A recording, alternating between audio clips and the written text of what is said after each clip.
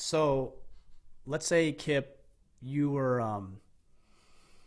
in the woods. You were lost in the woods. You and I went on a hike together, and we got separated, and you were lost.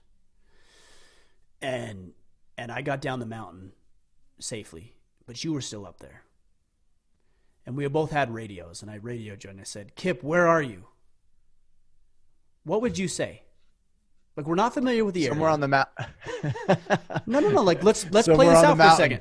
No, you wouldn't. You would say that, but let's be real. Like, okay, I'd say, Kip, where are you? Like, legitimately, give me a real answer. What would you say? Yeah. So I'd look around, find a major landmark or a peak of some sort, and say, see the peak on our left side. I'm on southeast, roughly 300, 400 yards down from that peak. Bingo.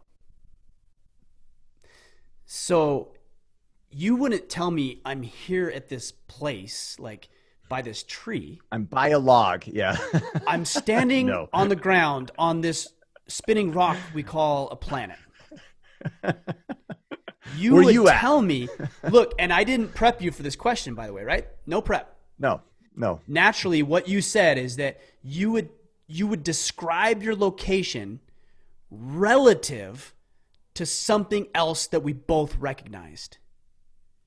So I would see the peak, and then I'd be like, okay, well, you said he was like south of that, 400 yards, and then I would go there, and you'd be in the area, right? You'd be close. Like, I'd be able to find you there.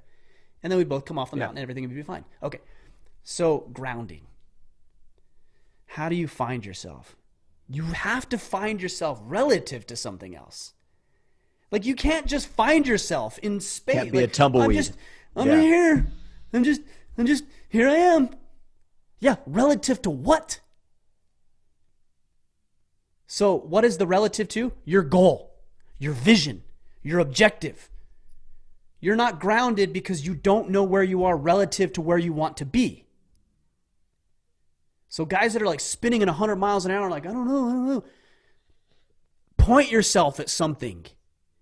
And then say, there's that thing. It's 500 yards away from me. It's the peak. That's where I want to be. I want to be there. And I'm 500 yards south of that. And so I guess I just ought to take a first step. And then you take a step and you're like, okay, well, now I'm 499 yards away. And you take it 498, 497, 400 yards, 200 yards. And you get closer and closer and closer. One of two things is going to happen.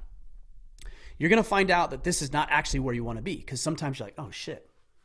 This is actually the wrong peak. Like, Once I'm you halfway get up closer, here. I need to be over at that peak. But guess what? You didn't get to see that peak until you got halfway up there. You had to go halfway to get there. So you think, well, I'm further away. No, you're closer because you couldn't even see it from where you were. Now you know where you go. Yes. Yeah. So you adjust, right? But you're grounded because you were on the path. Like, I'm going to adjust. So that's one option.